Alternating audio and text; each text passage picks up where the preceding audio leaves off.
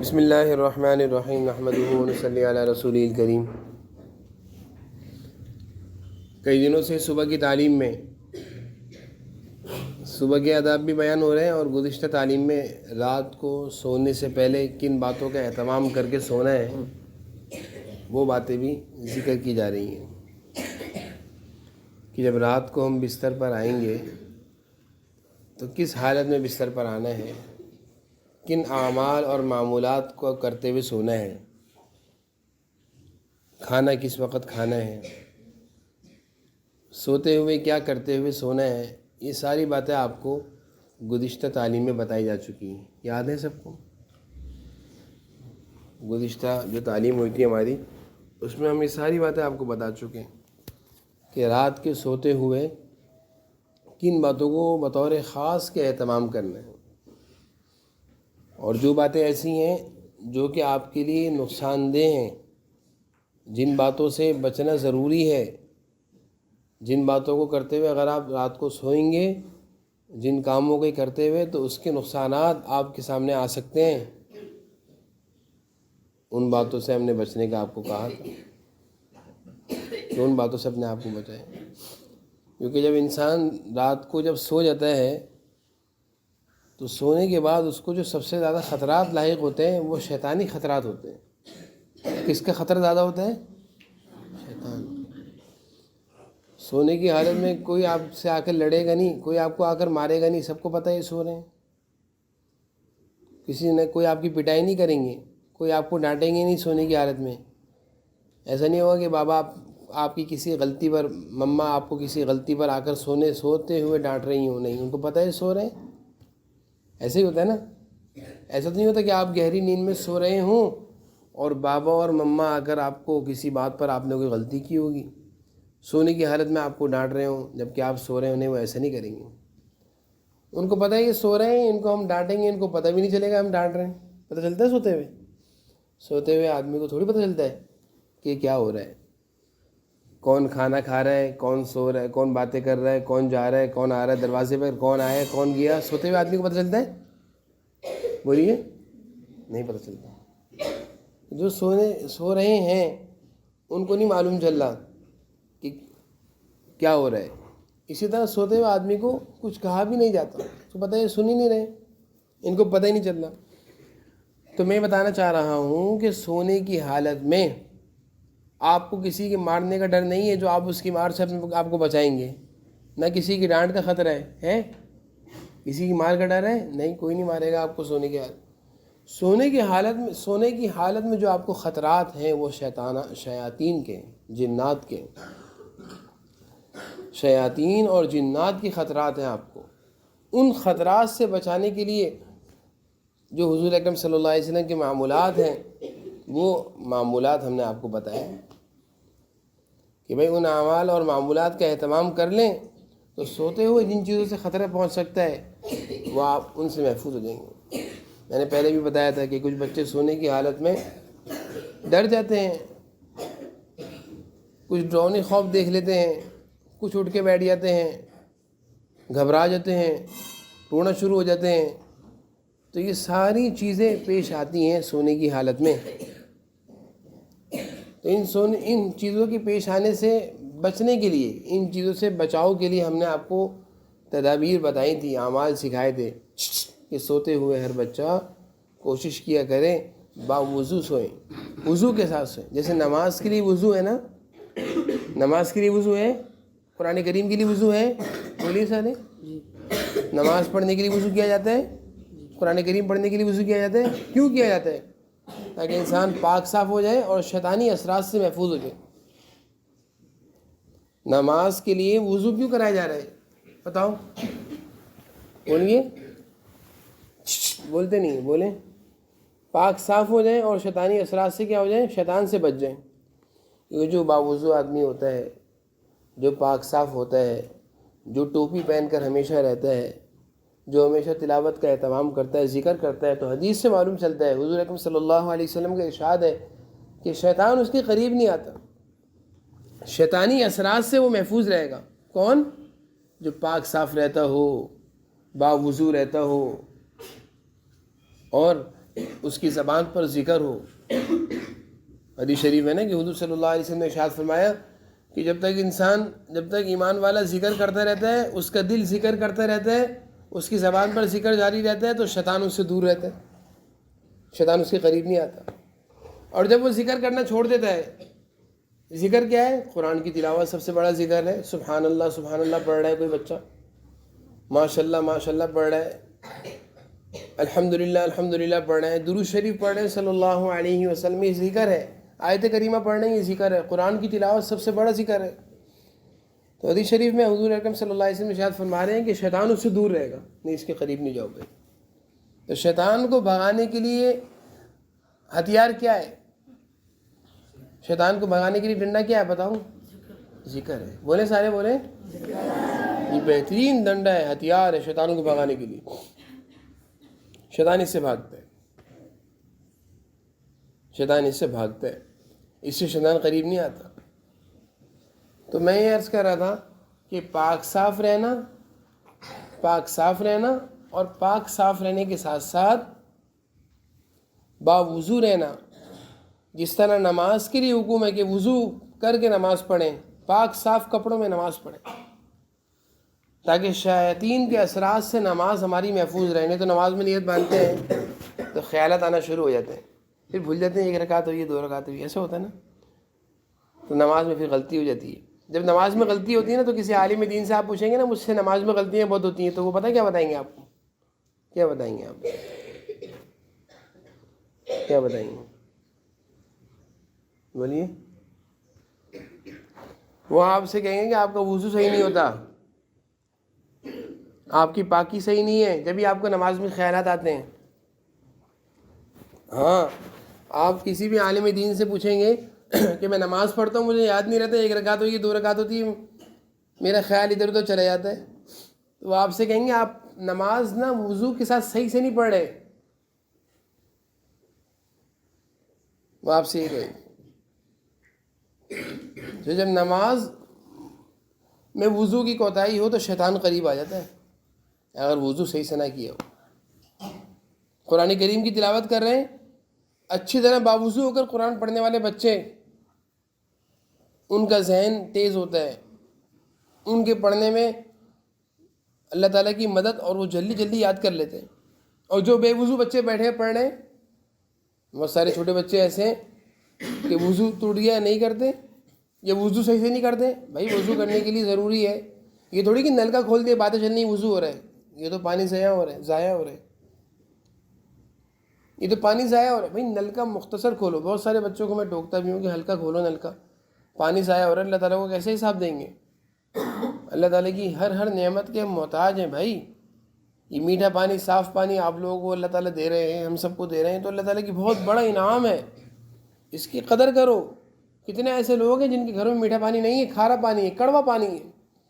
کتنی ایسی مسجدیں ہیں جہاں پہ کھارا پانی آتا ہے. کئی دفعہ ایسا ہوا کہ کسی مسجد میں نماز کے لیے گئے، جب ہم نے نل کا کھولا اور منہ میں پانی ڈالا، کڑوا پانی، اور جب چہرے پہ ڈالا تو چہرہ جلنے لگ گیا. ایسا ہوتا ہے نا کھارا پانی، جن بچوں کے گھر میں کھارا پانی آتا ہوگا ان کو پتہ ہوگا کہ کھارا اور کڑوا پانی کتنا نقصان پہنچاتا ہے. لیکن اللہ تعالیٰ کا کتنا فضل ہے، یہاں پہ لائن کا پانی آتا ہے، نہ کنویں کا ہے نہ بورنگ کا ہے، لائن کا پانی ہے، صاف پانی ہے. فلٹر لگے ہوئے بہترین قسم کے، ان فلٹروں سے پانی صاف ہو کر آپ کو پینے کے لیے دیا جا رہا ہے. اور آپ کیا کرتے ہیں؟ 1 کٹورا بھرا پانی، آدھا پیا آدھا پھینکا، ضائع کیا نا اللہ تعالیٰ کی نعمت کو. اللہ تعالیٰ کی نعمت کو کیا کر دیا آپ نے؟ ضائع.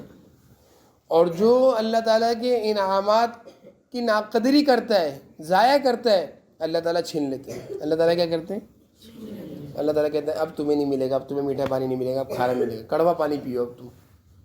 جیسے کڑوی دوائی ہوتی ہے، بتا رہا ہوں آپ کو. اللہ تعالیٰ کی ہر نعمت کے ہم محتاج ہیں. ہم سب کیا ہیں بولو سارے؟ اور اللہ تعالیٰ اپنی نعمتوں سے ان کو نوازتے ہیں جو اللہ تعالیٰ کی نعمتوں کی قدر کرتے ہیں. جب خوشحالی اور اچھا زمانہ ہو، اچھی صحت ہو، اچھا کھانا پینا مل جائے تو ہم قدر نہیں کر رہے، مزے کر رہے ہیں، ضائع کر رہے ہیں، ناقدری کر رہے ہیں. اور جب نعمتیں چھیننا شروع ہو جاتی ہیں پھر ہم کہیں گے امی پانی نہیں ہے گھر میں، پانی کیسے آئے گا؟ تم نے اتنا پانی ضائع کر دیا، پانی نہیں آ رہا، لائنوں میں پانی نہیں آ رہا. ممی کچھ کھانے کو نہیں ہے، بیٹا کھانے کو کیسے ملے گا، تم روٹی تو ضائع کرتے ہو، ناقدری کرتے ہو۔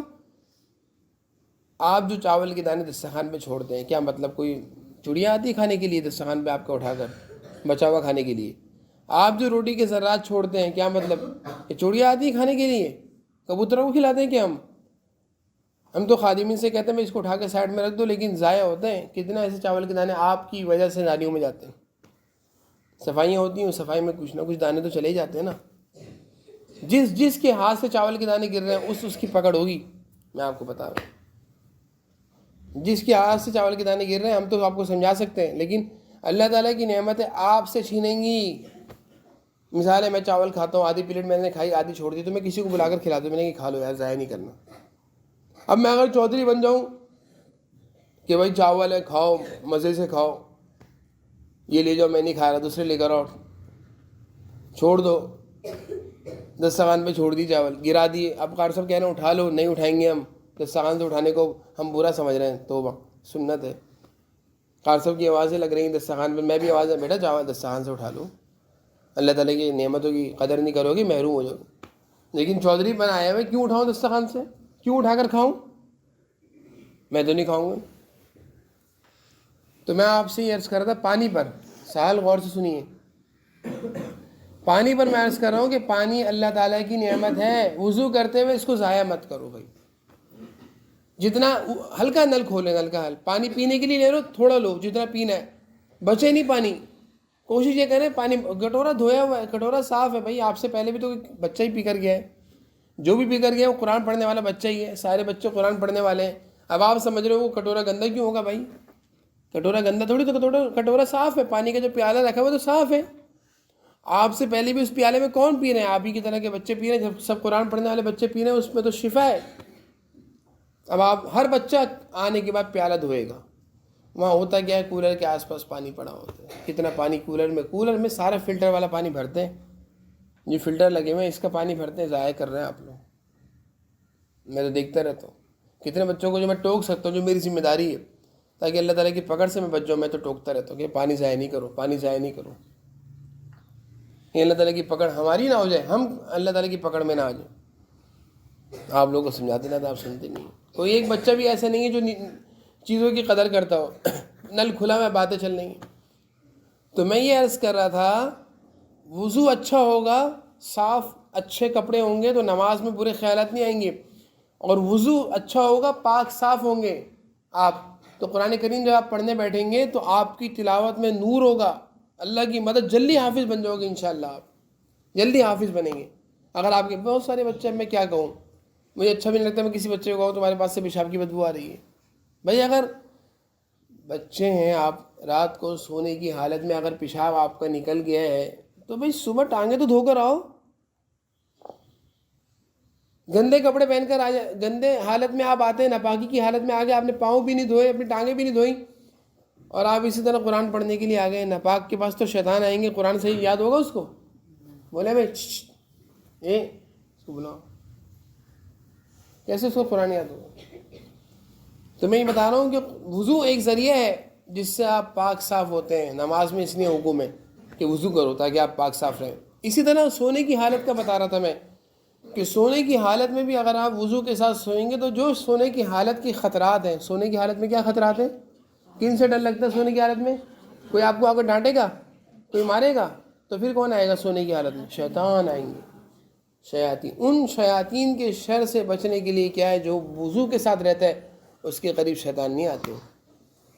جو وضو کر کے سوئے گا، جو آیت الکرسی پڑھ کے سوئیں گے، جو چاروں کل پڑھ کے سوئیں گے، جو دعائیں آپ کو سونے کی یاد کرائی ہیں وہ یا پڑھ کے سوئیں گے، صبح شام کی دعا پڑھ کر سوئیں گے، شیطان اس کے قریب نہیں آئیں گے کبھی۔ بتائیے میں صحیح کہہ رہا ہوں غلط کہہ رہا ہوں؟ بتائیے بھائی، کیا کر رہے ہیں، ناک میں انگلی گھما رہے ہیں؟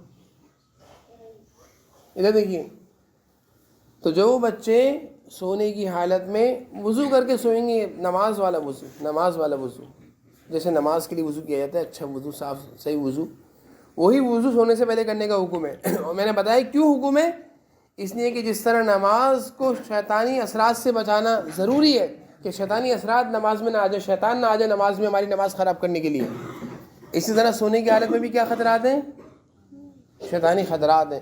ان شیاطین کے خطرات سے بچانے کے لیے حضور صلی اللہ علیہ وسلم فرمایا سونے سے پہلے وضو کر لو بھائی. آپ کرتے ہیں وضو سونے سے پہلے؟ آپ کرتے ہیں؟ جناب نبی کریم صلی اللہ علیہ وسلم تو ہمیشہ وضو کر کے سوتے تھے. نہ بغیر وضو کو نماز پڑھتا ہے؟ پڑھتا ہے تو غلط کر رہا ہے، نماز تو نہیں ہو رہی اس کی.